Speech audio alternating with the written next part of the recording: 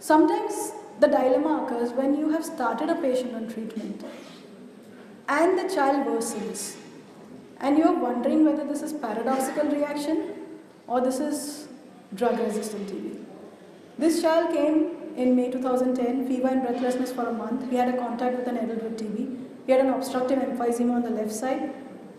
CT was showing lymph node compressing, gastric lavage showed AFB. He was started on AKT. 6 weeks later, he had a drug-resistant TB grown. He was a pre-XDR. He was started on second-line amikacin, ethionamide, past linezolid, and cycloserine.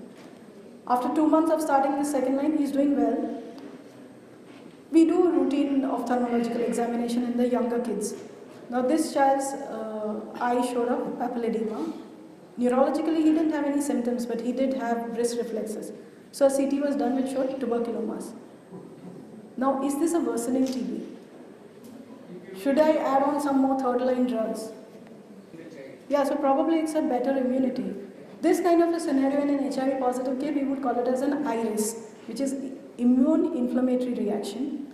In TB, we don't use the term IRIS, we use it as paradoxical reaction, where on treatment with TB, you find tuberculomas coming up, pleural effusions coming up, glands coming up. So that is just a paradoxical reaction. What you need to see is a clinical picture on their own. Is the child clinically improved, weight gain, dropping ESR? If those are there, it's paradoxical reaction. What you need to do is continue the same treatment, probably add on some steroids if you have tuberculomas. If these glands are really obstructing, then you need to add on steroids. Otherwise, just continue and reassure them. It'll go away. So this child was started on steroids, second line continued, and he was fine. So not every worsening on therapy is drug resistance, it could just be a paradoxical reaction. So I'd like to conclude that practical diagnostic dilemmas in clinical practice are routinely faced and TB is no exception. What our goal should be is not to do any harm.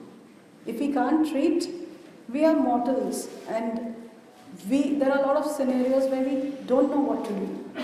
At least let's not do any harm. And a close analysis will help to prevent overtreatment. The whole talk was don't overtreat. That was my main emphasis, don't overtreat. Don't treat a false positive boundary. That's my entire goal of the talk.